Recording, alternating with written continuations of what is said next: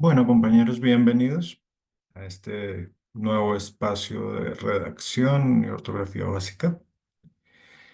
El día de hoy vamos a trabajar sobre algunos formatos y tipos de redacciones. Para eso les subí en la carpeta de materiales de apoyo tres materiales: un ensayo, un artículo y un informe. Un poco para que puedan ver como los diferentes matices entre los tres formatos que vamos a trabajar hoy. ¿Hay más? Sí, hay muchos más. Podríamos pensar también en el reporte como un formato textual diferente. Podríamos pensar en el resumen como un elemento académico básico. Pero digamos que en cualquiera de los casos eh, se presentan elementos tipológicos similares. Entonces vamos a trabajarlo desde esos tres formatos generales y sobre esas características básicas que están presentes en casi cualquier tipo de escrito o de documento que tenga algún elemento argumentativo, narrativo o informativo. Entonces, veo que tenemos 12 personas. Les voy a compartir nuevamente el enlace para la toma de asistencia porque han ido llegando en los últimos minutos algunos más. Para que lo tengan en cuenta, recuerden hacer el registro porque estuve revisando y hay algunos faltantes en esos registros. Sin embargo, pues estas clases están grabadas y hay un control de asistencia que se hace desde la organización de los talleres también. Entonces, pues bueno, simplemente para tener presente quiénes participan en los diferentes espacios de clase. Entonces, vamos a ver, ¿dónde está esto? Aquí.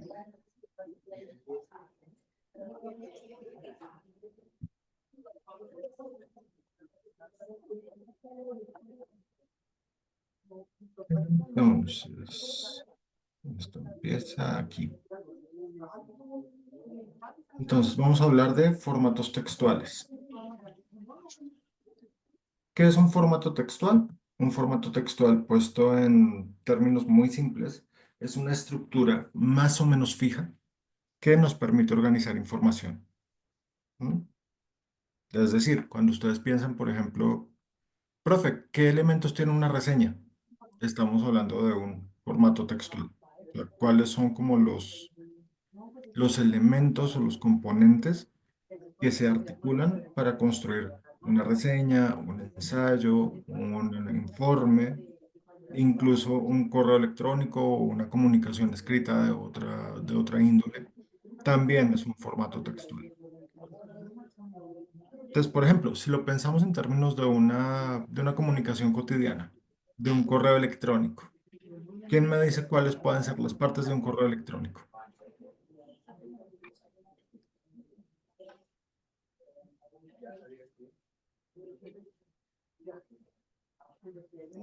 Pues en esencia sería como el saludo, Ujú. el contenido y la firma de quien remite el correo. Ok, el saludo, el contenido y un cierre o una despedida. Sí, desde el quedo atento a su respuesta hasta reciba un cordial saludo de la organización y luego el nombre de quien remite la comunicación. ¿No es cierto? Ese formato nos sirve para cualquier comunicación electrónica. O sea, lo que varía sería el tema, ¿no es cierto?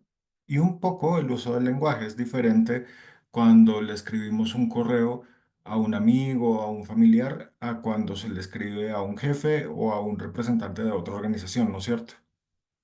Pero en términos generales, como lo mencionaba María, pues tenemos un saludo, el contenido donde desarrollamos el tema y un cierre, que incluye, obvio, nombre o la información básica de quien remite el correo. ¿M? Pero ahí se nos está olvidando algo. Ese correo también tiene un encabezado o un título. ¿M? Prácticamente cualquier comunicación escrita tiene un encabezado, tiene un título, tiene un punto de partida, que es como la primera conexión que logramos con el lector para una de dos, o despertar su interés cuando es algo que no conoce, o especificar de qué se va a tratar la comunicación en específico. ¿Sí? Entonces, si lo pensamos de esa manera, los formatos textuales funcionan en diferentes contextos, ¿sí? Y de diferentes maneras. ¿Qué hay que pensar? Lo mismo que habíamos planteado en la clase pasada. ¿A quién me dirijo? ¿Cómo debo dirigirme a él? Es decir, qué tipo de lenguaje puedo utilizar para que la comunicación sea más fluida, más efectiva, más eficiente, ¿sí? ¿Y cuál es la finalidad de ese texto que estoy construyendo para comunicarme con ese otro? Que puede estar definido o puede no estar del todo definido. Es decir, si envío una comunicación, un correo electrónico, como decíamos en el ejemplo, normalmente se dirige a una persona en específico o a un conjunto de personas en específico, a los miembros de un equipo, ¿sí? Pero si tengo, por ejemplo, un artículo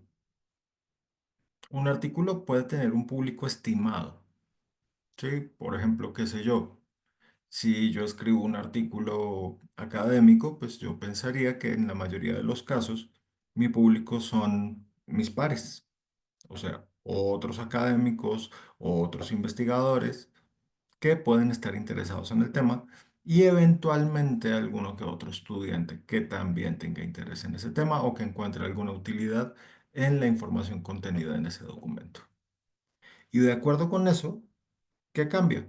La forma como presento la información, el lenguaje, la extensión del texto, la complejidad en el desarrollo de los temas, ¿sí?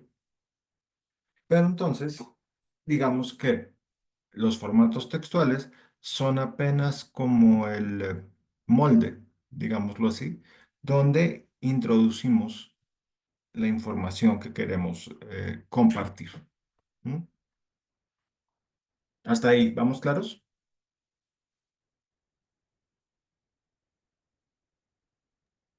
Sí, Vale. Entonces, en términos de cuáles son los elementos básicos de estos formatos textuales, porque lo encontramos en cualquiera de ellos, solamente que varía la forma como se desarrolla cada uno de sus componentes, tenemos una introducción, tenemos el cuerpo, tenemos una conclusión y un conjunto de referencias. ¿Sí? El conjunto de referencias, digamos que corresponde a lo que estábamos hablando en la clase pasada, de cómo citar, de utilizar un esquema de referencias, digamos, reconocible para que las personas puedan identificar el origen de la información que estamos utilizando. ¿Sí? No es solamente la idea de contar lo que sabemos, sino de cruzar eso que sabemos con elementos que nos den respaldo, que nos den soporte. ¿Sí? Y nos dan soporte en términos de qué? De transparencia. ¿No? Es decir, si estamos escribiendo un informe, ¿sí? Estamos haciendo seguimiento de un proceso, por ejemplo, que tenemos un proyecto de divulgación con, no sé, alguna entidad territorial y tenemos que hacer unos talleres con comunidades. Entonces, ¿qué características tendría ese informe? En principio, presentamos el contexto, ¿sí? Cuáles eran las finalidades de esas capacitaciones, cómo se realizaron, cuántas personas fueron beneficiadas, etcétera, ¿sí? Y para qué lo hicimos. Ahí estaríamos hablando de una introducción. O sea, presentamos las líneas generales de aquello que queremos contar o que queremos describir. Y en el cuerpo empezamos a presentar información específica sobre eso, ¿sí? Fíjense, hablamos de datos, hablamos de elementos explicativos, hablamos de los análisis. Si, por ejemplo, en esos talleres que nos estamos inventando, eh, tomamos algún tipo de encuesta, entonces incluimos datos de la encuesta como una información previa, ¿sí? O si hicimos un sondeo de satisfacción al final de todo el proceso, entonces también podemos incluir elementos de de esos resultados para respaldar un poco el ejercicio que hicimos, ¿sí? Pero también contamos qué hicimos, cómo lo hicimos, cuándo lo hicimos, podemos resaltar experiencias específicas, ¿sí? Y entonces ahí todo eso iría en el cuerpo. Ya en la conclusión, pues presentamos, en el caso de estos talleres imaginarios que estamos usando como ejemplo, pues mostramos los resultados. Cuántas personas asistieron, qué evidencias tenemos de que hubo algún tipo de aprendizaje o de apropiación, cuáles fueron las percepciones finales en cuanto al desarrollo, qué oportunidades de mejoras tenemos, etcétera. ¿Sí? Y al final, pues tendríamos un listado de referencias tomando en cuenta, por ejemplo, si tomamos información de una encuesta, entonces podríamos en esas referencias incluir el instrumento de la encuesta como tal, ya no solamente con los datos más relevantes, sino el acceso a los resultados totales de la encuesta para que alguien que quiera revisarlo más a fondo pueda hacerlo. ¿Sí? Es decir, pensamos en los derechos de autor de fuentes externas, pensamos en elementos de soporte que dan evidencia de un trabajo realizado en el caso de un informe, ¿sí? Y además le damos herramientas al lector adicionales a la información que presentamos en el texto para profundizar en algún aspecto de su interés. ¿Mm? Pero si se fijan, cualquier construcción escrita que tenga algún elemento argumentativo tiene estos elementos, que son solamente cuatro. No pensamos en el título, no pensamos en nada más, porque digamos que el título es un elemento natural, ¿sí? Siempre hay que poner algún tipo de descriptor para ubicar el tema que queremos desarrollar. Sí, por ejemplo, saber si estamos hablando de un informe, de un resumen académico, académico ejecutivo, de un ensayo, de un artículo, de un reporte, que es ligeramente distinto a un informe. ¿Mm? Pero en principio, estos cuatro elementos son lo básico para una construcción textual de orden argumentativo con diferentes aplicaciones o diferentes funciones de acuerdo a la tarea asignada.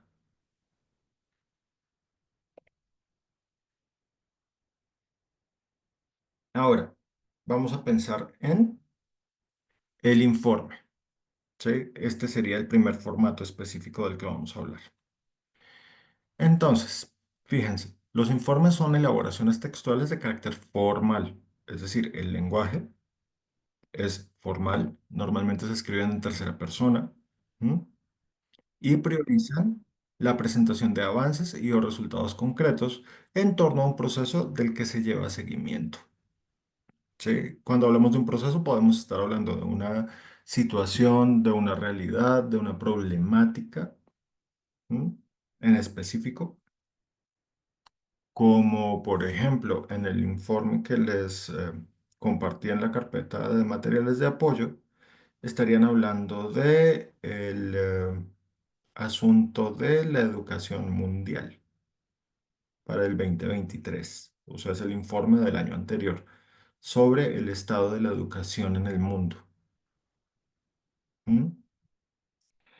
Y entonces, pensando en estos elementos, un informe presenta fechas, cifras, descripciones de actividades, presentación de evidencias como productos, registros de interacciones, líneas de tiempo, que son fundamentales para su desarrollo. ¿Mm? Entonces, fíjense, clave, el informe. presenta una contextualización inicial y a partir de esta se estructura cronológicamente. Asimismo, evidencia resultados en cada una de las etapas del seguimiento y consolida un resultado global a modo de cierre. ¿Mm? Es decir, lo primero que tenemos que pensar cuando redactamos un informe es qué hicimos, ¿no? O en qué estado está el proceso del que estamos haciendo seguimiento. Porque muchas veces resulta que nosotros somos, podría decirse, interventores de un proceso, ¿sí? No estamos directamente involucrados con el desarrollo del proceso, pero sí tenemos que hacer un seguimiento de cómo evoluciona, del estado del proceso paso a paso. Para eso, pues tenemos que reconocer las etapas de desarrollo de ese proceso, ¿sí? Y tenemos que tener claros cuáles son las finalidades de ese desarrollo, o sea, cuál es el objetivo de ese desarrollo. Y lo que hacemos en el informe es presentar de manera secuencial, normalmente cronológica, esos elementos con evidencias. ¿Se entiende?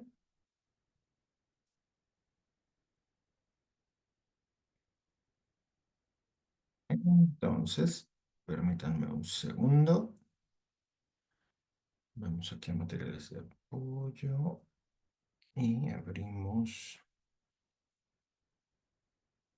este material.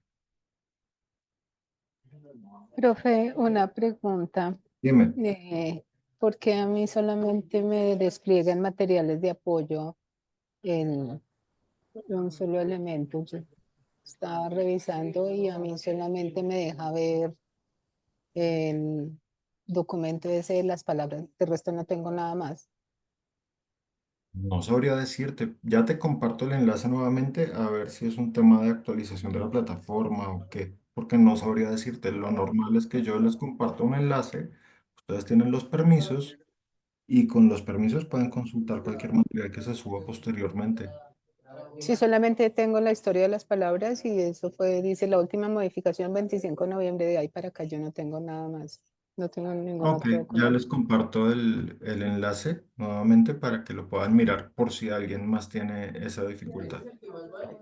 Y lo Dame otro que le iba a preguntar un- al profesor, había dicho que iba a hacernos una realimentación en los documentos anteriores, yo tampoco recibí ninguna realimentación, no sé Pero eso ya si... está hecho. Bueno, tengo que revisarlo y les envío un nuevo enlace antes de la próxima clase para que lo puedan mirar. Sí, no, no sé qué pasaría ahí, pero ya les comparto un enlace nuevamente para que puedan verlo. Entonces, copiamos enlace, gestionar acceso,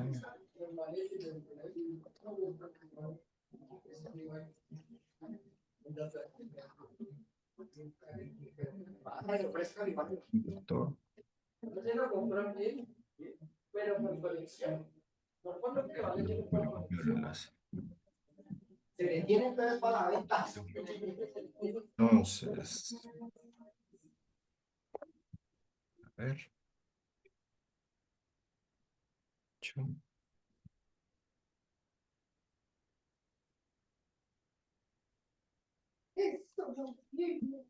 Entonces,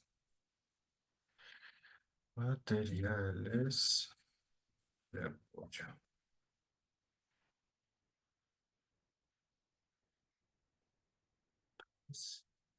Entonces, María, prueba con este enlace a ver si se actualiza.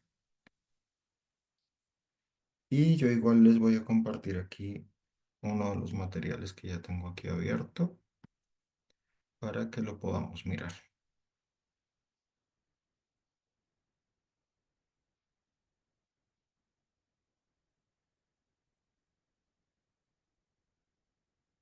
Entonces, ahí está. Vale.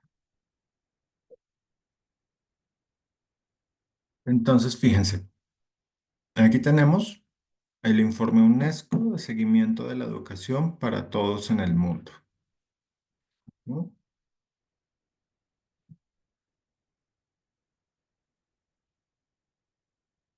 Entonces, si ustedes lo miran, ¿qué tenemos primero? Una contextualización.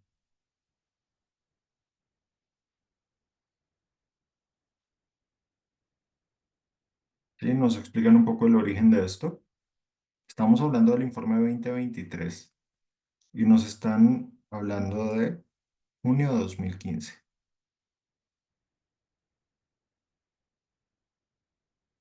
¿Sí? ¿Por qué nos hablan de junio de 2015? Porque los objetivos de este seguimiento se plantearon durante 2015 y por eso se inicia el seguimiento y por eso hay un informe anual desde 2016 para acá sobre el estado de la educación en el mundo. Ahora, ¿por qué es importante la educación? Mm,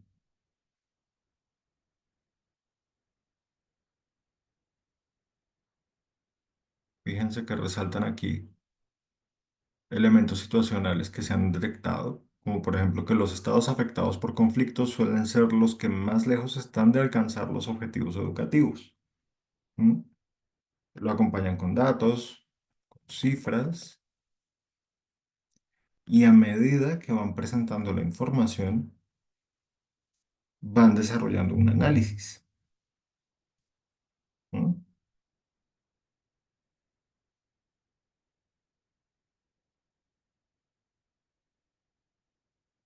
Fíjense que siempre se presentan datos puntuales, muy específicos. ¿Mm? Se especifican fechas, se especifican porcentajes, se explica un poco qué tipo de medición se ha hecho y se presentan los resultados de esa medición mediante elementos gráficos para acompañar el desarrollo de la descripción del problema y su evolución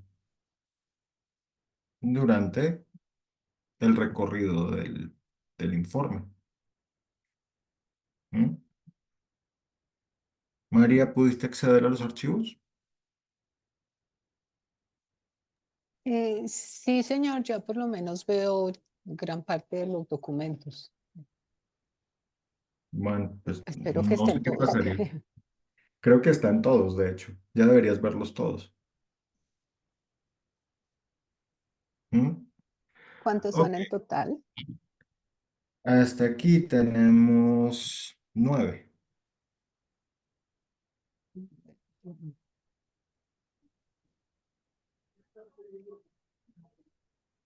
Sí, entonces fíjense, cuando ustedes miran esto,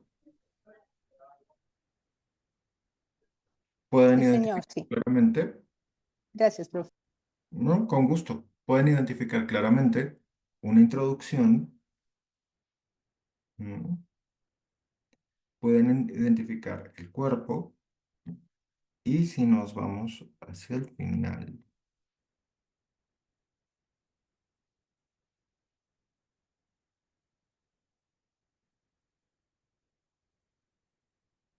podemos identificar una conclusión del informe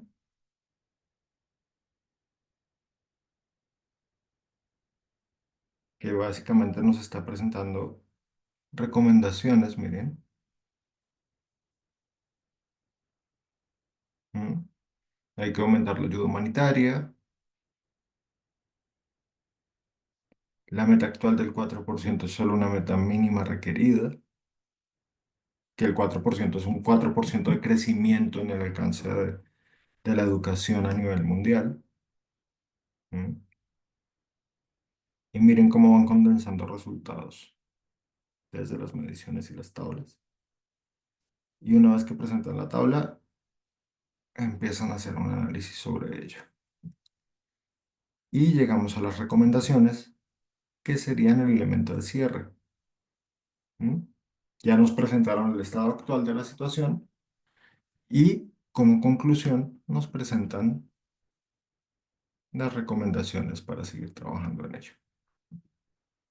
Y al final, las referencias. Mírenlas aquí.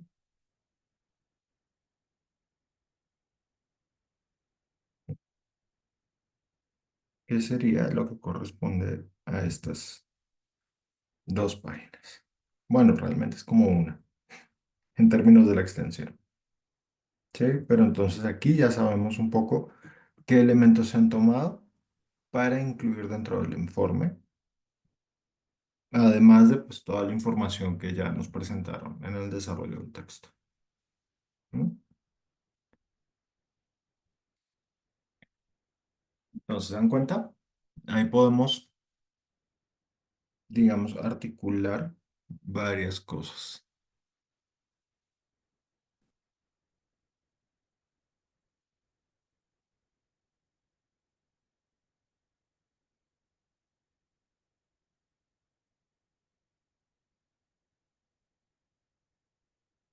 Ahora, listo. Entonces, volvemos a la presentación. ¿Mm? Entonces, fíjense, clave en el informe, la contextualización inicial, la estructura cronológica y la evidencia de resultados. En este caso, resultados de las mediciones que presenta UNESCO para su informe anual. No les presento el informe del 2024 porque ese informe saldrá el año siguiente. El más reciente es el del año anterior. Ahora, el siguiente formato es el artículo. ¿Cuántos de ustedes han leído artículos? No necesariamente académicos, sino artículos. Artículos de prensa, por ejemplo.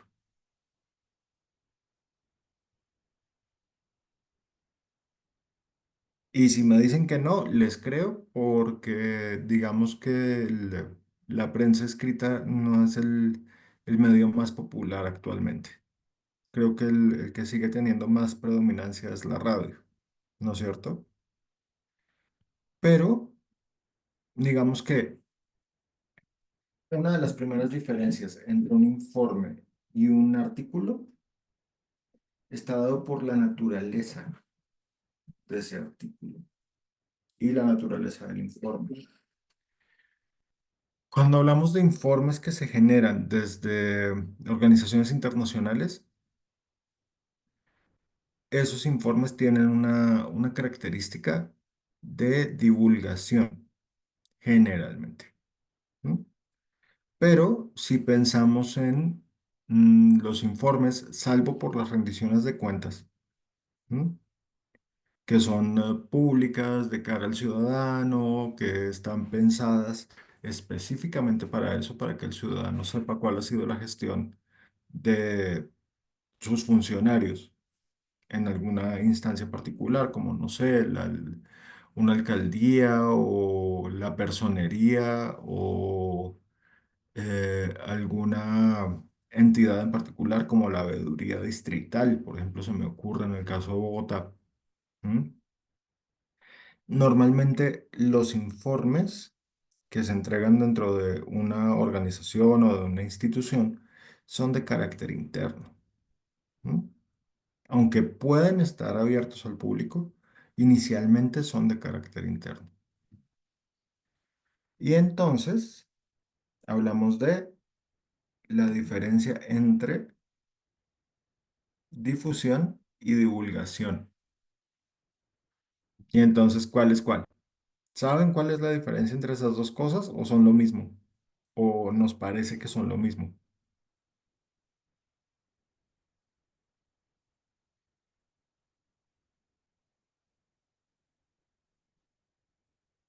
¿Qué dicen?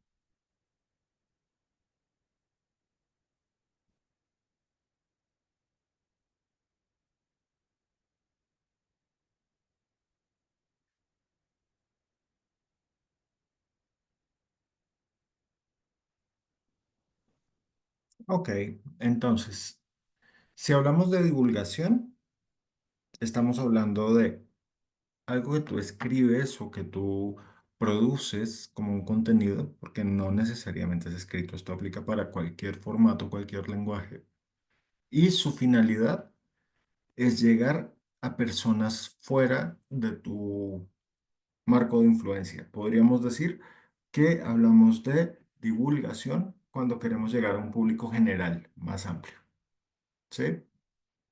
Y la difusión se da cuando estamos hablando entre pares.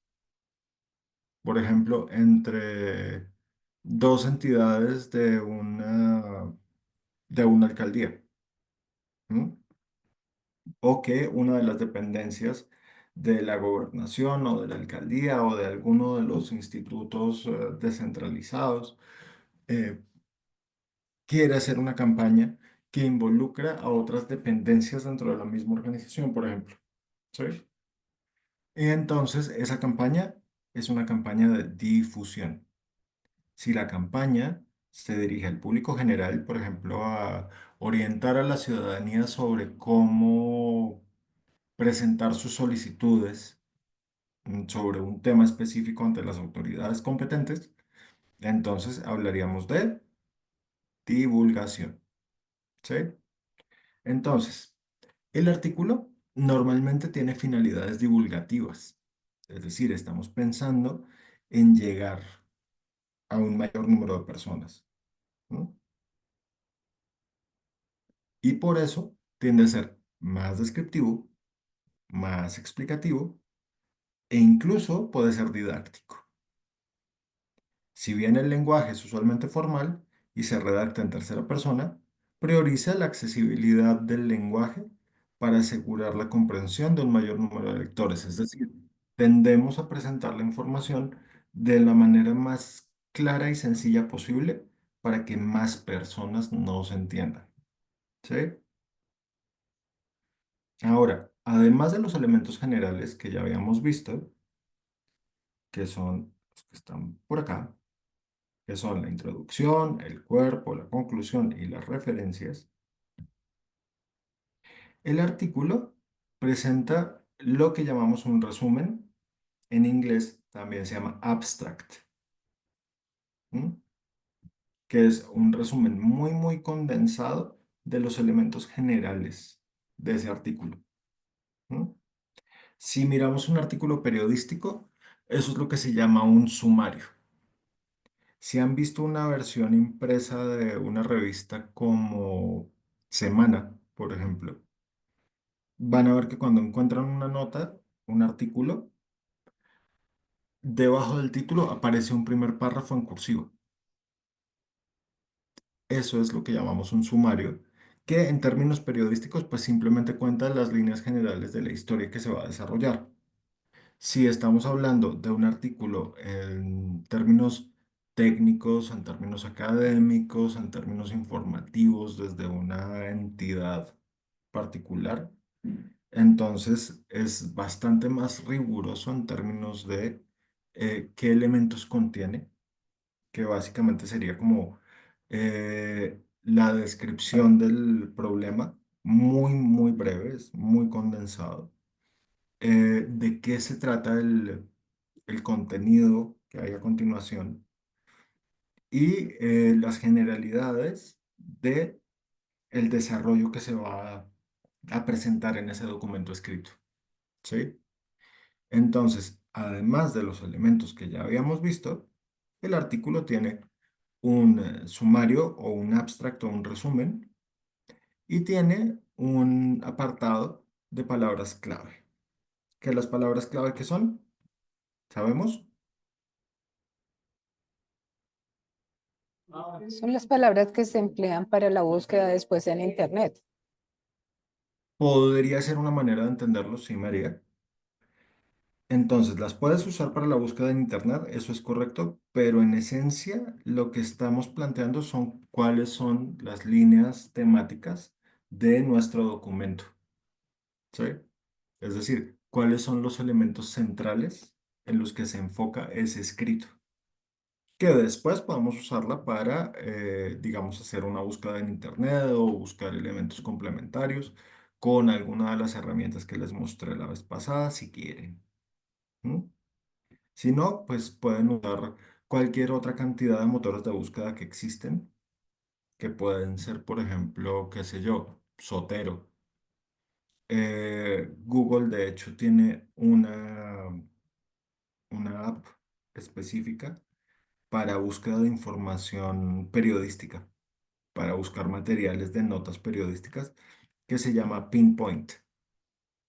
Entonces, si quieren buscar artículos de prensa sobre un tema que estén desarrollando o del que necesiten hacer un seguimiento de lo que se ha dicho en medios, que eso puede pasar mucho, Pinpoint puede ayudarles algo en eso. ¿No? Y también para organizar información. Ese es más un espacio de trabajo para investigación que un motor de búsqueda, pero también puede servir como motor de búsqueda.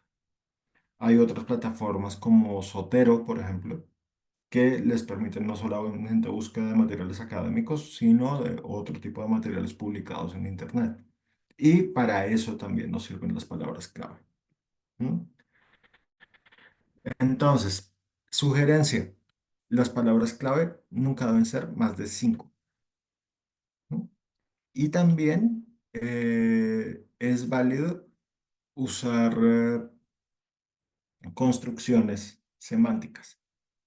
Es decir, hay conceptos o hay ideas que no se explican con una sola palabra, sino que pueden tener dos palabras y ese conjunto, o pueden tener dos o pueden tener tres palabras, y ese conjunto por sí mismo, dado que es un concepto específico, se asume como una sola palabra clave.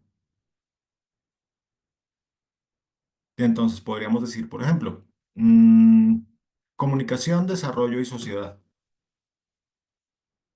Esos pueden ser un listado de palabras clave sobre un tema asociado a esos tres elementos, ¿sí?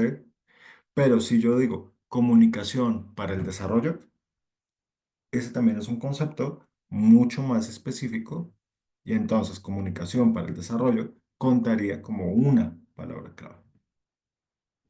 Y ya miraríamos cuáles serían las otras dos o tres o cuatro que habría que poner en ese listado de palabras clave. ¿Mm? Ahora, les voy a mostrar un artículo. Ensayo, ¿dónde está mi artículo? Aquí está el artículo.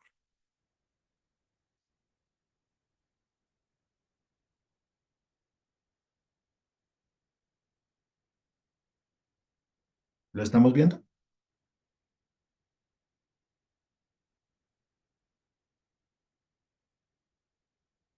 Sí, señor.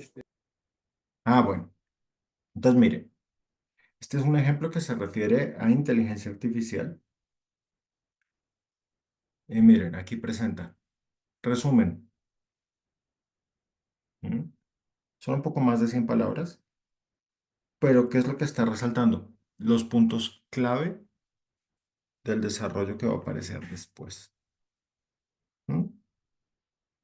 El elemento de resumen, dependiendo del estilo de la publicación, o sea, dónde lo vayan a publicar y cuáles sean las reglas de publicación de ese medio, de esa revista o de la página web, o si es una página web institucional donde se publica el artículo, ¿sí?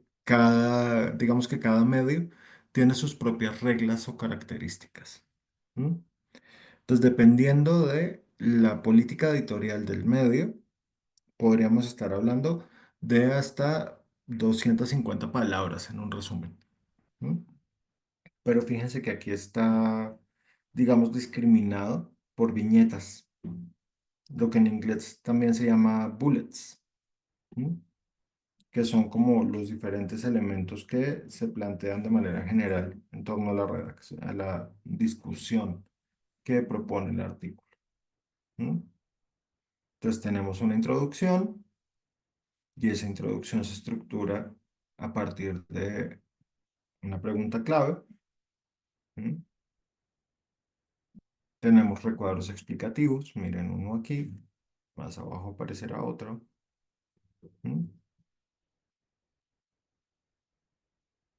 Y entonces nos hablan de Big Data y sus aplicaciones, las implicaciones sociales del uso de la inteligencia artificial, implicaciones económicas, dilemas éticos y legales, algunos datos particulares y generan una conclusión. Fíjense que el artículo es mucho más condensado y es más breve que el informe. Es decir, podríamos pensar que un artículo, por la característica informativa y de divulgación, tendemos a construirlo en formatos más pequeños, más breves, ¿m? Un poco para facilitar el acceso del público. Entonces, algo muy importante que se hace con los artículos es priorizar información. O sea, le damos lugar a la información más relevante, ¿sí? Y luego vamos introduciendo datos adicionales si se consideran necesarios. ¿M? Como les digo, el formato, ustedes mismos lo pueden ver, tiene más o menos la misma estructura. ¿M? Ahora,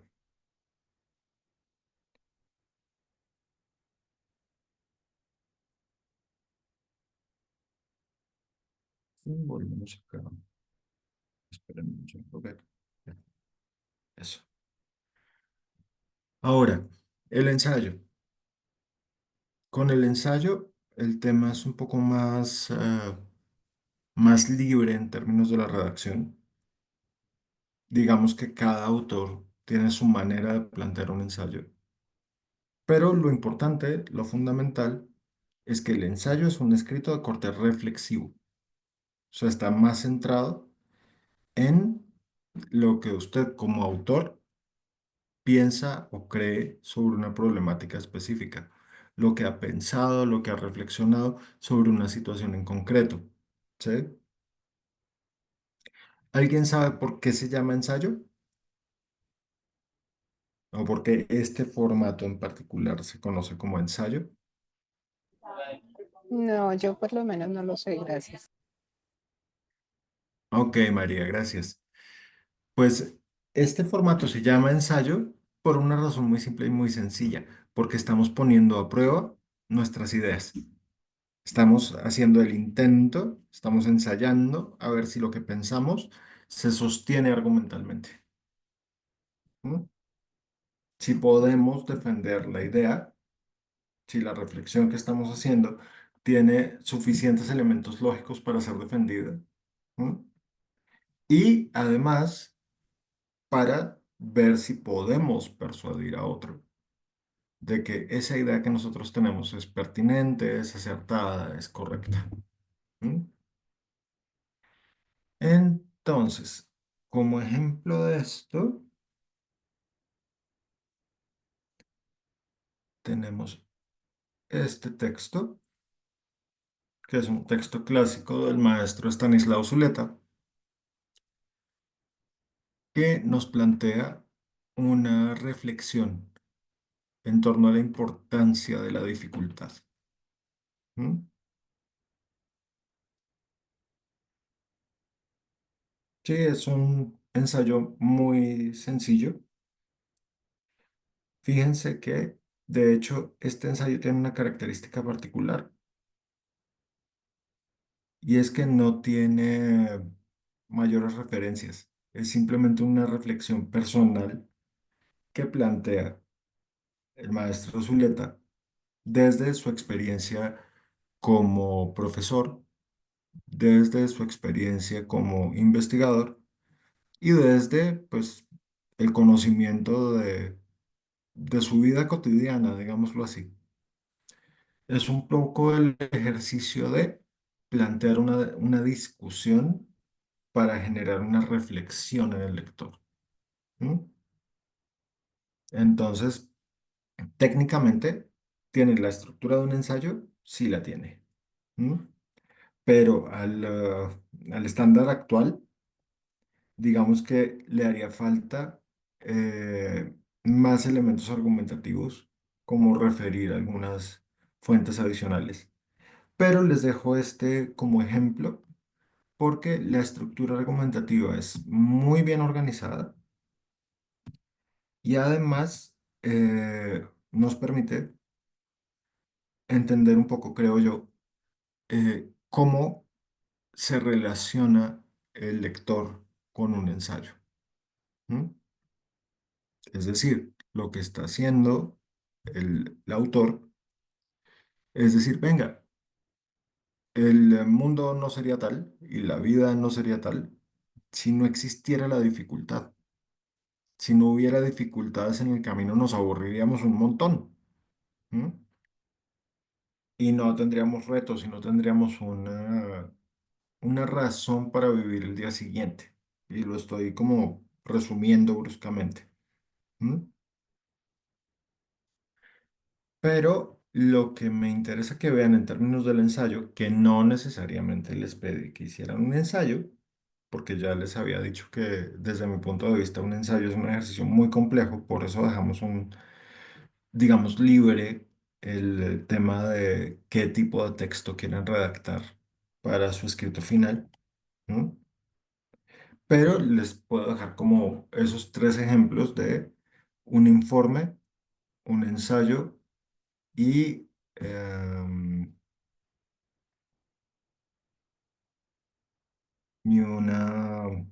un artículo.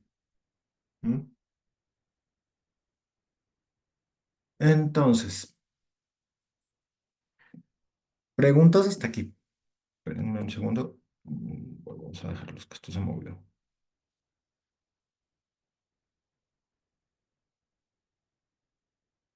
Ya.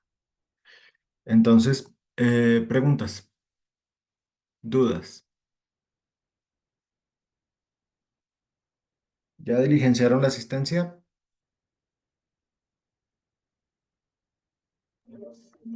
Sí, señor. Vale, muy bien.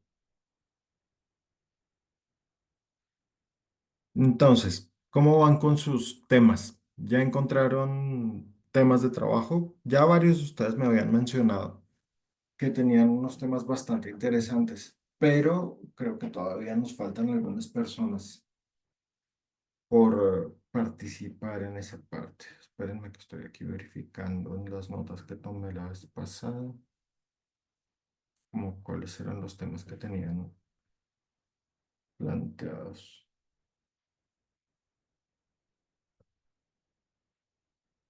Ok, tenemos el agua y cambio climático, tenemos mujer, equidad y género, tenemos ordenamiento territorial, ubicación geoespacial, que no sé con cuál nos quedamos finalmente, María. Y Julio nos había sugerido o había sugerido a él desde su perspectiva como ingeniero abordar un poco el tema de la inteligencia artificial y su repercusión. Por el otro lado teníamos usos del plástico y el tema del reciclaje, que que lo había planteado Jimena con Karen. Ah, bueno, por aquí tenemos en el chat, a ver qué nos dicen.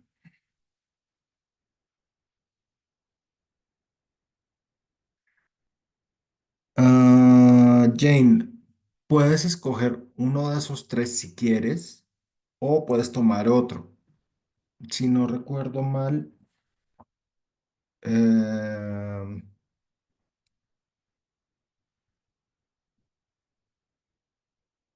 por ejemplo, creo que era Milena, quería hacer más un reportaje, sí, pues hablando con la gente de la comunidad, etcétera. Eh, lo que Julio estaba planteando estaba más cerca como de un artículo. Y lo que planteaba Jimena, lo que planteaban Jimena y Karen, también estaba más cerca de un artículo. Entonces, ¿puede ser un artículo? Sí. ¿Puede ser un informe? Sí. Si no recuerdo mal, eh, Grisette, que estaba trabajando un tema de alfabetización, lo había planteado más como desde la perspectiva de un informe, porque lo que quería era proponer un desarrollo de una investigación. Entonces puede ser un informe, ¿sí? Pero, pero pues Jane, lo que yo les pedí fue un texto argumentativo. No necesariamente tiene que ser un ensayo, no necesariamente tiene que ser un informe. Yo les pongo estos tres porque me parecen un buen ejemplo de la diferencia que se da en términos del uso del lenguaje, de los objetivos del texto en sí. ¿Mm? Yo pensaría que para el tuyo podría ser un artículo. No lo sé, es lo que se me ocurre a mí. Eso ya depende de cómo lo veas tú y cómo lo quieras desarrollar.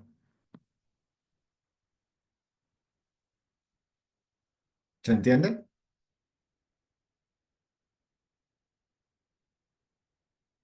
Vale. ¿Alguien tiene alguna otra duda? ¿O le surge alguna pregunta sobre el escrito que nos queda pendiente todavía?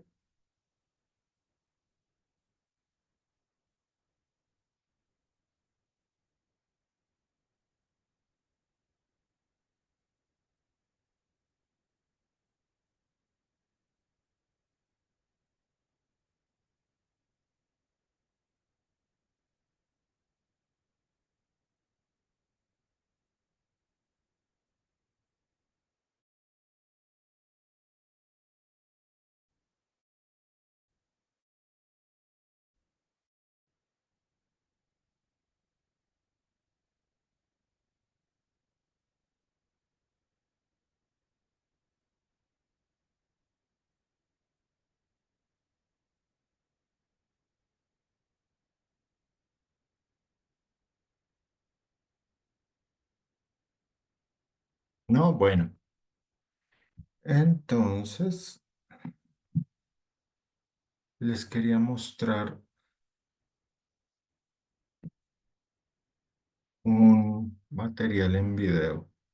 Espérenme un segundo que lo estoy ubicando aquí en mi lista de YouTube y ya se los pongo.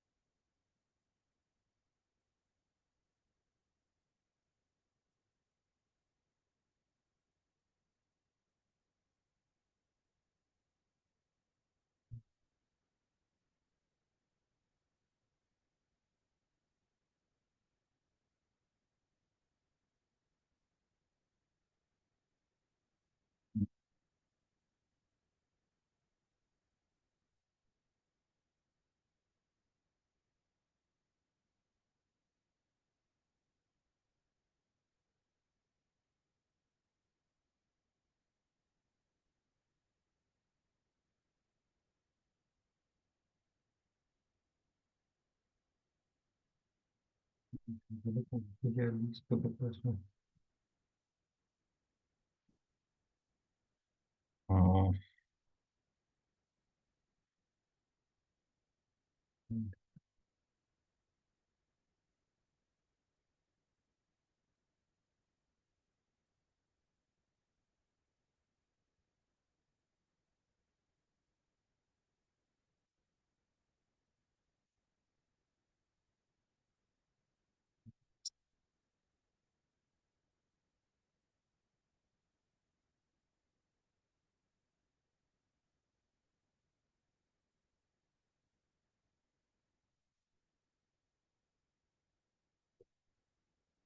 ya está.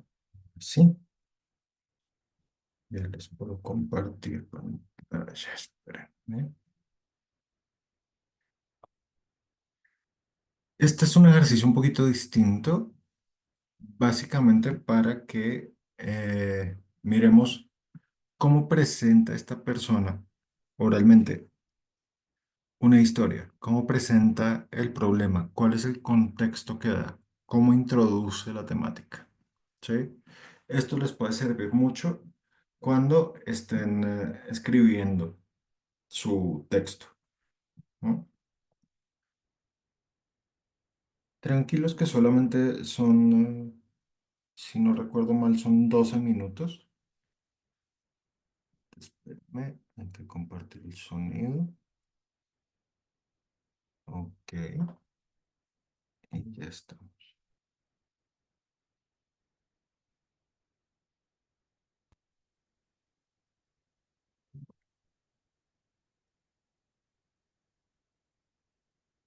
Entonces, ¿lo estamos viendo? ¿Ven la pantalla?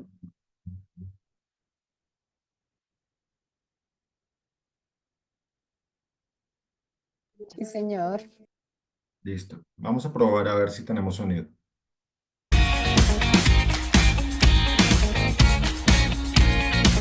¿Sí suena? Así es, sí, señor. Listo. Entonces ya comenzamos. Mi madre pintaba estrellas en las fachadas de las casas donde vivíamos. Os preguntaréis, ¿en dónde se vive con estrellas pintadas en las fachadas? Bien, se vive en comunidades y en hippies. Yo me crié en un lugar donde cuando tenías un aguacatero, cada mañana recogías los que habían caído al suelo, guardabas los que necesitabas para ti y los demás los dejabas en la puerta de tu casa para que los recogieran los demás. Yo me crié en un lugar donde por la mañana no ibas a la tienda o al supermercado, paseabas por la ciudad, por aquel pueblo, por aquella comunidad y recogías de las puertas de otras personas queso, pan, huevos. La educación que me dio mi madre, sin duda, ha marcado la persona que soy. Ella, desde siempre, me decía, no te voy a decir que está bien o que está mal. Pregunta, indaga, investiga. Y cuando hayas preguntado, investigado, leído lo suficiente, entonces intenta sacar el juicio más justo, la conclusión más justa de lo que estés pensando. Bien. Mi madre era una persona con una fe infinita en el ser humano. Para que entendáis lo infinita que era la fe de mi madre en el ser humano, tengo que contaros algo muy íntimo, algo que no suelo contar y algo que me duele horrores recordar. Mi madre vivió en la calle desde los 13 años hasta prácticamente el día que me parió. Os podéis imaginar la cantidad de cosas que te pueden ocurrir viviendo en la calle. Bien, a pesar de eso, mi madre tenía una fe infinita en el ser humano. Yo no pinto estrellas en las fachadas de mi casa, yo hago fotos, pero he dado de mi madre la fe infinita en el ser humano, quizá no tanto en su memoria. Pero para eso están las fotografías, para recordarnos quiénes fuimos, quiénes somos, qué hemos construido y qué hemos destruido. Algo muy común cuando te dedicas a la fotografía, sobre todo al fotoperiodismo, es, ¿de verdad la fotografía sirve para algo? Yo estoy convencida de su importante papel en nuestras vidas. Valencia, calle Bello, Puerto, febrero de 2001. Esta foto la hice 2 años después de llegar al país. Como todas las historias, como todas las grandes historias, comenzó con una historia pequeña. Una vecina de esa calle contactó con una redactora y le contó que todos los días prácticamente, durante un pequeño cambio de guardia, durante un cuarto de hora, en esa calle se formaba una cola en donde vendían drogas. De 300 a 500 personas podían acumularse en una sola calle, en solo un cuarto de hora. A esta señora realmente no le importaba el asunto de la droga. Lo que a esta señora le importaba es que sus nietos no podían venir a comer a casa. Tenían miedo. Así que nos contactó para que fuéramos a documentar eso, a denunciarlo. Fuimos un par de veces y no conseguimos la imagen. Recuerdo a mi jefe diciéndome: Tania, no vuelvas, aquello es un bulo. Pero volvimos. La tercera vez que fui a hacer esta foto, parecía que no iba a ocurrir nada, pero de pronto aquella vecina dijo: ahí están, va a ocurrir, se va a formar la cola. Efectivamente se formó.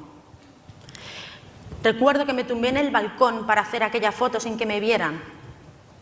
Pensé inmediatamente: es una buena foto, tengo la foto, pero no es el tiro perfecto. Conseguimos convencer a la vecina de arriba que estaba muerta del pánico por las represalias que pudiera sufrir si me dejaba entrar.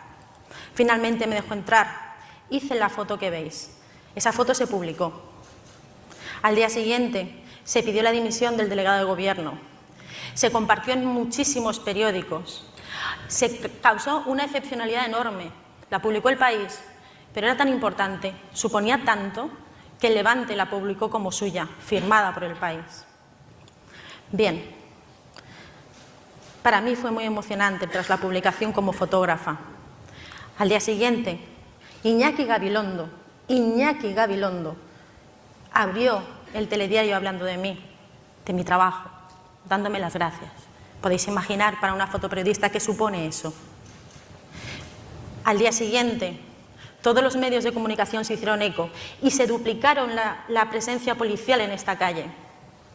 La vecina estaba muy contenta. Sus nietos volvían a casa a comer. Hace 3 semanas alguien me etiquetó en un grupo de Facebook sobre esta imagen. Esa etiqueta me recordó el aniversario de la foto, hace 17 años de esta foto. Me emocioné al leer el grupo de Facebook en el que me habían etiquetado. El grupo se llamaba Valencia Historia Gráfica. Es emocionante ver cuando una foto tuya se convierte en memoria, en historia de una ciudad, cuando deja de ser tuya para ser historia. Para mí, desde luego, el momento más emocionante de esta imagen fue cuando, a los pocos días de realizarla, fui al pleno del ayuntamiento y vi a todos aquellos vecinos con mi foto enorme en las manos, dándome las gracias, dándome abrazos. Por supuesto, me emociona saber que los nietos de esa abuela vuelven a casa. En aquel grupo de Facebook leí algunos comentarios que también me emocionaron. Algunos decían: recuerdo aquella foto, no hace mucho de eso, pero es una foto que cuenta una época.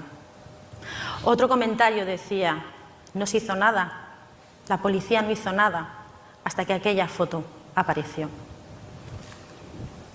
No todas las fotos que haces se vuelven icónicas ni trascienden en la historia, pero es importante entender, sobre todo cuando trabajas como fotoperiodista, que todas y cada una de las fotos que haces son importantes, porque para los protagonistas de esas imágenes, sus historias son importantes. Esta imagen no es mi mejor foto estéticamente hablando, pero estoy muy orgullosa de ella, por lo que ocurrió tras su publicación y porque fue el resultado de un trabajo en equipo. Recuerdo aquella mañana nos habían enviado al periódico el 7º informe de la pobreza de la Comunidad Valenciana. Recuerdo que la redactora y yo hablábamos de cómo casi cada año pasaba prácticamente desapercibida esa noticia, con lo importante que era. Recuerdo que decidimos salir a buscar a la calle una historia tan rotunda que hiciera que todo el mundo se girara a leer aquel informe. Nos fuimos a la puerta de la Casa de la Caridad y nos quedamos unas cuantas horas. A veces pasa, cuando eres fotoperiodista, que ves a una persona y dices: es ella. A mí me ocurrió cuando la vi entrar a ella, con sus 2 hijos, con sus mochilas de cole. Así que la vi entrar y esperamos que saliera. Cuando salió, nos contó su historia. Ella es Petra, tenía 37 años y 2 hijos, uno de 7 y uno de 9 años. La empresa en la que trabajaba quebró. Su marido lo habían operado de cervicales y no podía trabajar. Las ayudas que tenían no eran suficientes, eran tan pocas que ni siquiera tenían comida en casa. Así que Petra todos los días recogía a sus hijos de 7 y 9 años en el colegio de Orriols y iban andando 3 kilómetros hasta la Casa de la Caridad para comer. Comían muy deprisa, porque los niños necesitaban volver al colegio después a seguir dando clase. Le preguntamos a Petra por qué no cogían el autobús. Y Petra nos respondió: el autobús es dinero y tenemos piernas. Así que Petra y sus 2 hijos de 7 y 9 años caminaban 6 kilómetros cada día para comer. Cuando publicamos esta historia, los medios de comunicación se hicieron eco inmediatamente de la historia de Petra y del 7º informe de la pobreza de la Comunidad Valenciana. Estábamos muy orgullosas. Y además, lo más importante, Petra encontró ayuda, encontró trabajo y hoy sus hijos comen en casa. Después de contaros estas historias, estoy convencida de que entenderéis de que no me considero un idealista por pensar que una fotografía puede cambiar el mundo. La fotografía es nuestra memoria, nuestra historia, la de todos. La fotografía es una herramienta de cambio social. Es un arma potentísima de comunicación que va directo a nuestra retina, a nuestro estómago y a nuestro corazón. Para acabar, os voy a invitar a mirar 2 imágenes. Refugiados, guerra civil. Un padre lleva a su hijo en brazos. Buscan refugio, comida, paz.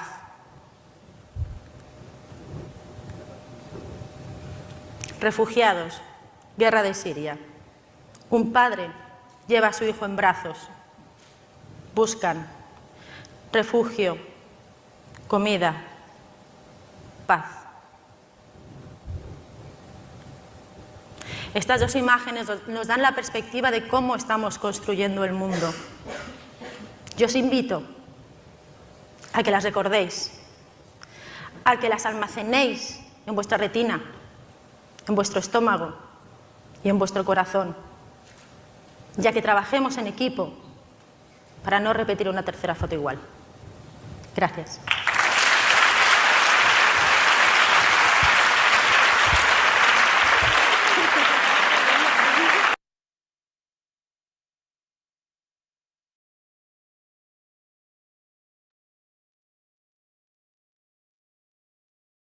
Bueno, compañeros, ¿cuál era la idea central del video?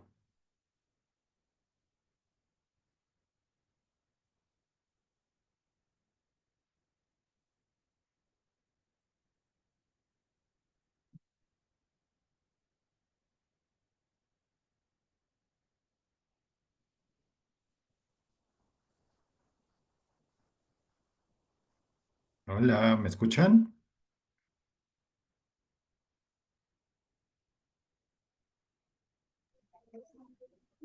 Sí, señor, sí se escucha. Sí, señor.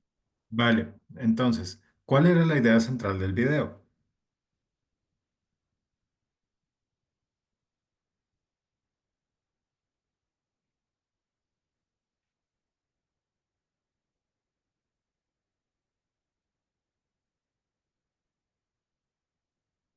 ¿O cuál les parece a ustedes que era la idea central?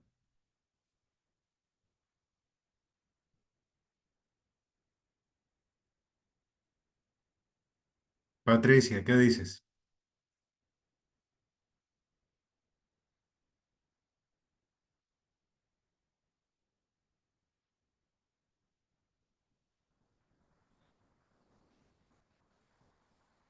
Ya saben, si no tienen audio pueden escribir en el chat y lo leemos.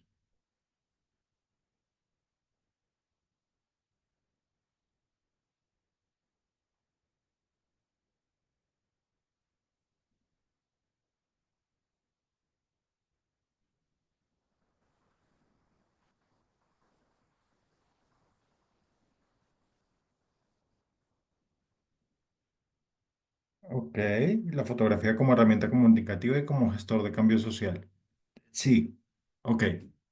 Ahora, ¿qué argumentos utiliza nuestra conferencista para defender ese punto de vista o esa idea central? Luz Ángela, ¿qué dices?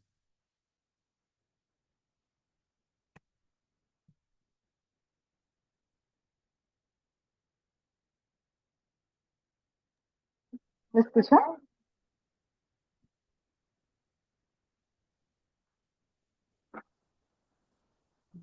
¿Profe, me escuchan?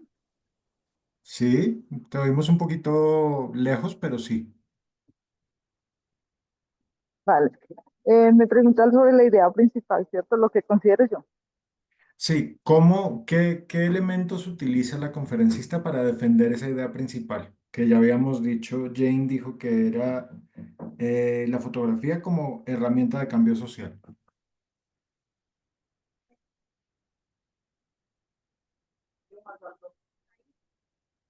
Para Entonces, defender sus ideas. Se basó, también se basó en la teoría de otras personas al mencionarlos. sí, ¿cómo? ¿De qué manera? O sea, si tienes que identificar un argumento ahí, ¿cuál sería? Uno, no todos los argumentos que presentó, porque presentó varios.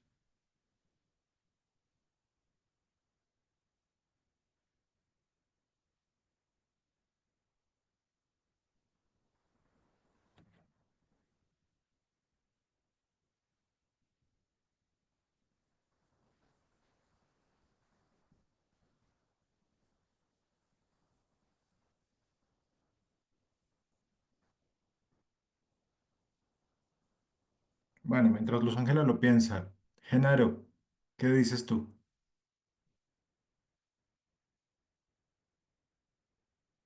Para defender esa idea central, ¿qué otras ideas expuso la conferencista?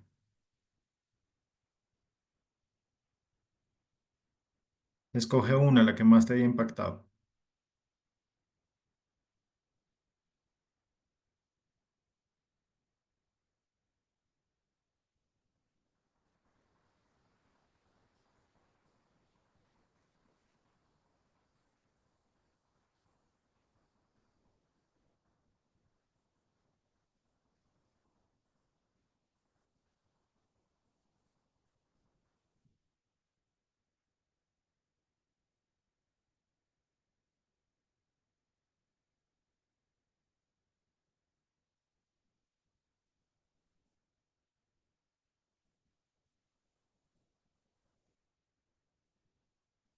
Bueno. Claudia,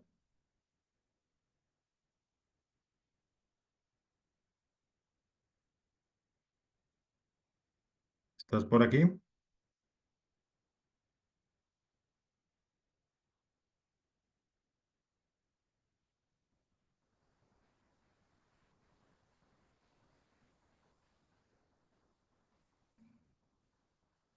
Hola, Claudia. Ah, entiendo. Ok, entonces, ahora que te desocupes, podrías compartirlo aquí por el chat, si es posible. Si no, pues continuamos. Entonces, Jane dice, a partir de una imagen se generó conciencia, movilización social, sensibilidad, la fotografía de la madre y sus hijos, tanto que logró que voltearan su mirada hacia ella y le dieran un trabajo para ayudarla con su situación. Ok, ese es un argumento. Y es un argumento generado desde dónde? Desde la experiencia. ¿Se acuerdan que una de las estrategias que presentamos en una de las clases anteriores para, digamos, sustentar o defender una idea era el uso de ejemplos? Esta presentación, que esta conferencia, esta charla TED, eh, está basada en las reflexiones particulares del conferencista, por un lado, y por el otro lado, elementos concretos de su experiencia que se conectan con con esa reflexión o con las ideas que presenta la conferencista. ¿Mm? Eso es lo que hacemos cuando argumentamos. Es decir, conectamos las ideas, establecemos un marco de referencia en términos de que creamos una situación que nos permite explicar una idea central o sustentarla o relacionarla con la realidad, ¿sí? Y en esa relación con la realidad, nuestro público empieza a entender nuestro punto de vista. No necesariamente a compartirlo, pero sí por lo menos a entenderlo. ¿Mm? Entonces, pensando un poco en lo que planteábamos creo que fue en la sesión anterior, que hablábamos, por ejemplo, de cómo redactar para no ser ambiguos. ¿Sí? Aquello que presentábamos de por qué no debíamos o por qué nos presentaba problemas el usar expresiones como todos, algunos, unos cuantos. ¿Mm? Eso lo podemos reemplazar por datos o por ejemplos concretos. ¿Mm? Es decir, podemos tomar una situación específica y desde esa situación específica ilustrar, mostrar cómo se da en la realidad algo que estamos planteando desde la reflexión. ¿No? Entonces, por ejemplo, mm, el párrafo que usamos como ejemplo la vez pasada fue, todas las personas del mundo quieren la paz. Esa era como la primera frase del párrafo que usamos como ejemplo. ¿No? ¿Cómo lo haríamos para sustentarlo desde un punto de vista argumentativo más claro? Podríamos decir, de acuerdo con un estudio que se realizó en X año con determinada población, tenemos un resultado en el que el 90% de los encuestados afirman, digamos, estar interesados en construir un mundo más pacífico o un mundo mejor. Entonces, ahí ya tenemos una evidencia. ¿No? Diferente a decir muchos, todos, algunos, que pues digamos puede ser difuso o puede ser borroso en términos de defender un punto de vista. ¿No? Entonces, lo que buscamos en principio es definir qué tipo de texto nos funciona mejor para aquello de lo que queremos hablar o aquel punto de vista que queremos defender o que nos interesa dar a conocer. Y de acuerdo con eso, establecer una estructura como lo que veníamos planteando más temprano, que incluya una introducción, un cuerpo, una conclusión y un conjunto de referencias. ¿Sí?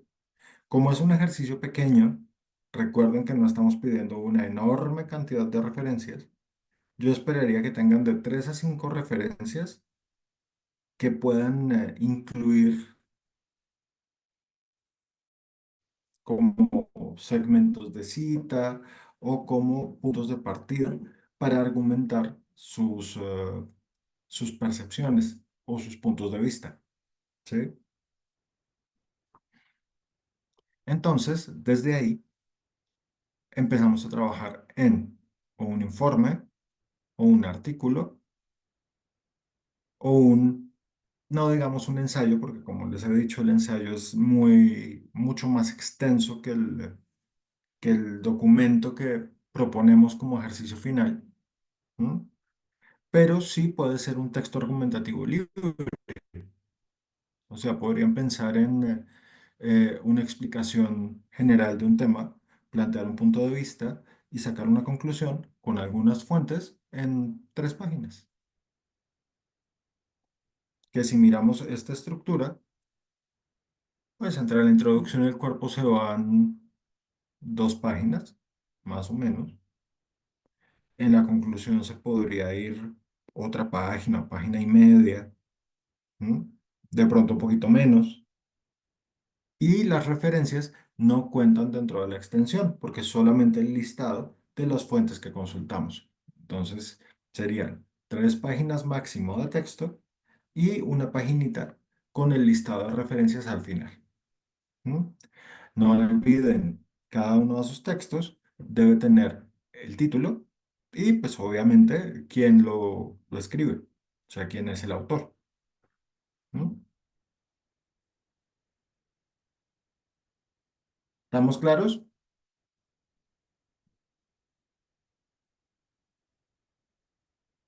Sí, señor. Bueno, ahora, algunos elementos básicos en términos de cómo abordar el ejercicio de escritura. Antes de empezar a escribir, es recomendable que revisen en lo posible los elementos que quieren organizar en su tema. Y aquí estamos recapitulando lo que vimos hace un par de clases atrás. ¿Sí? Para que la planeación funcione, tenemos que tener presente la estructura que queremos darle al desarrollo de las ideas.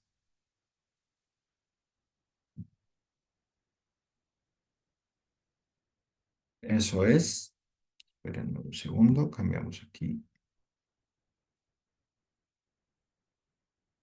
y nos devolvemos un poquito.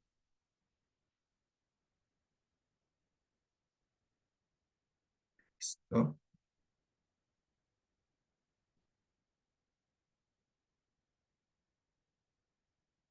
Entonces, solo a manera de recordar,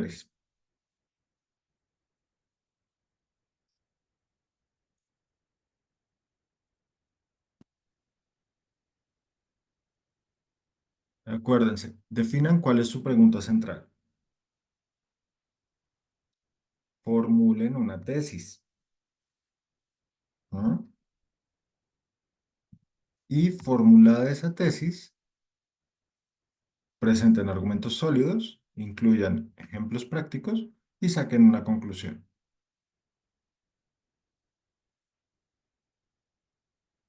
Ahora, la forma de redacción depende del público al que se dirijan. Si están pensando en un público general, la redacción debería ser lo más sencilla posible. ¿Mm? Es decir, párrafos simples que desarrollan una sola idea y que se pueden conectar con los párrafos siguientes desarrollando ideas derivadas. ¿Mm? Entonces, desarrollamos una idea, presentamos una idea en el primer párrafo, desarrollamos algunos elementos en los párrafos siguientes, pasamos a la siguiente idea y siempre presentamos las ideas en orden de importancia. La más importante primero y de ahí vamos descendiendo hasta la que tenga, digamos, una menor repercusión, ¿no?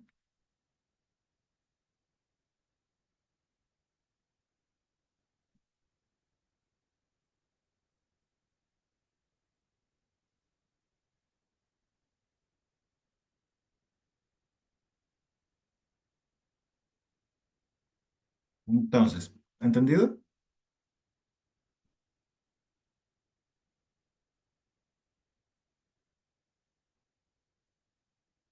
Ahora, volvamos sobre la estructura del texto como tal, ¿sí? Deben tener una introducción, que es el contexto básico y la orientación inicial para el lector. El cuerpo, que es donde desarrollamos la idea central y los elementos asociados a esa idea central, datos, explicaciones, análisis, dependiendo de lo que quieran hacer. Y presentamos una conclusión que condensa y retoma los elementos presentados para dar un cierre lógico, presentar un resultado global, etc. En cuanto a las referencias, acuérdense, se ordenan alfabéticamente y por fecha. ¿M? Tanto elementos de literatura, libros, artículos, todos materiales escritos, digámoslo así, como cualquier otra fuente que hayan utilizado. Es decir, si encontraron una entrevista, la entrevista también se incluye en el listado de referencias. Si encontraron un video, así como la conferencia que les acabo de mostrar, esa también va en la lista de referencias. ¿M? Y para construir ese listado de referencias, usamos la guía de Norma Zapa que les compartí hace, creo que fue la clase pasada, ¿no?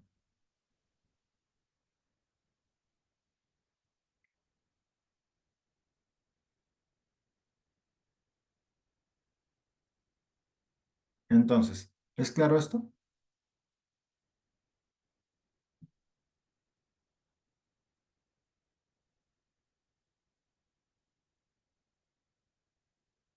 Sí, estos tres formatos son sugerencias, ¿sí? No necesariamente tienen que hacer alguno de estos tres. Ustedes deciden cómo presentan la información. Lo importante es que tengamos una introducción, un cuerpo, unas conclusiones y un listado de referencias, ¿sí?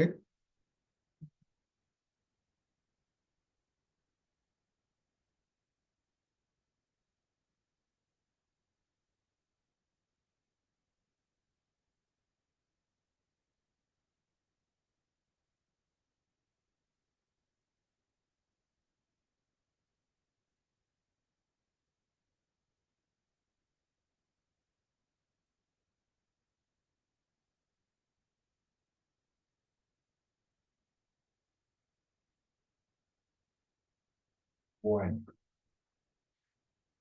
Entonces, compañeros, mm, ¿ya llenaron el listado de asistencia todos? ¿Llegó alguien después?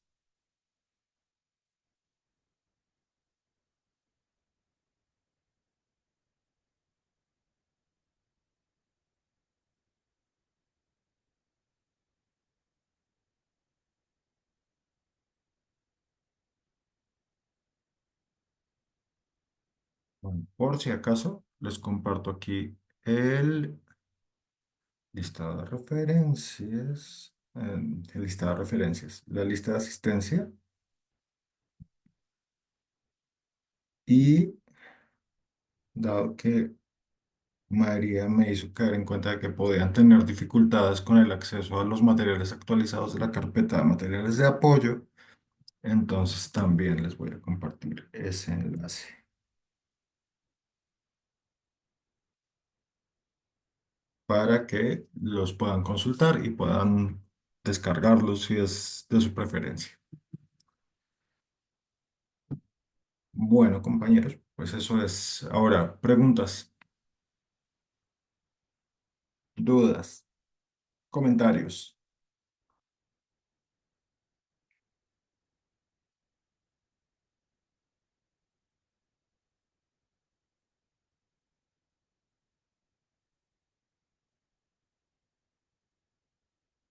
No, bueno. Entonces, próxima clase. Claves prácticas de escritura para que puedan un poco hacer como la última revisión de sus textos a partir de la próxima clase. Y vamos a hacer una prueba general de los contenidos que hemos visto hasta aquí a través de un Kahoot como lo hicimos en creo que la segunda sesión. Vamos a hacer un Kahoot un poquito más extenso. Creo que tendrá unas 10 preguntas para que ustedes pues participen en la actividad y poder tener como una aproximación a la comprensión de los contenidos que hemos compartido en los diferentes espacios de estos talleres. ¿De acuerdo?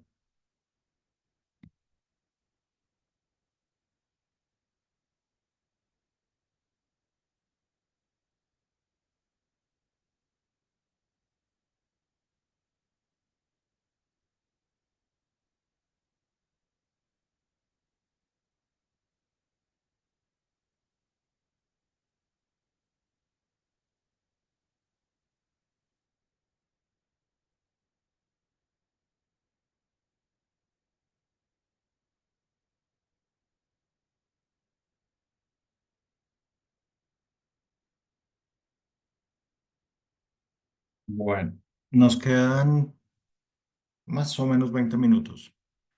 Si alguno tiene preguntas o cambió algo de lo que planeó para su tema o ya tienen más claro lo que han planeado para su tema, pues este es el espacio para compartirlo. Entonces los escucho.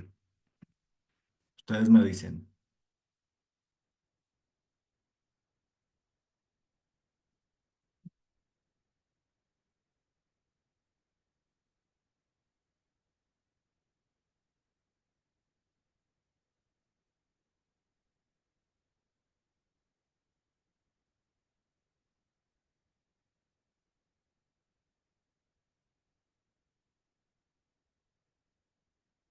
Listo. Daisy, ¿ya viste el enlace de asistencia? Sí, señor. Listo, ¿lo llenaste? Gracias. Vale.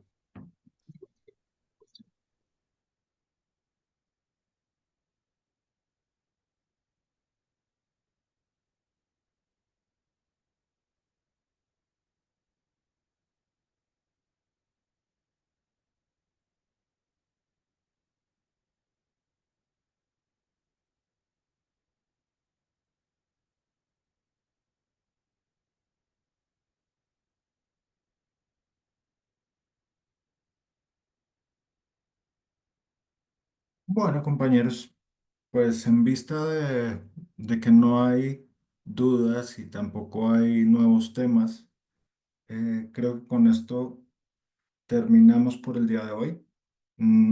La próxima clase miramos las claves prácticas de redacción y esperaría yo que pues algunos de ustedes, aquellos que lo consideren pertinente, tengan algunos avances sobre sus textos para ir mirando y ajustando cosas antes de la entrega. ¿De acuerdo? Entonces, no siendo más, con esto terminamos por hoy. Que tengan buena tarde.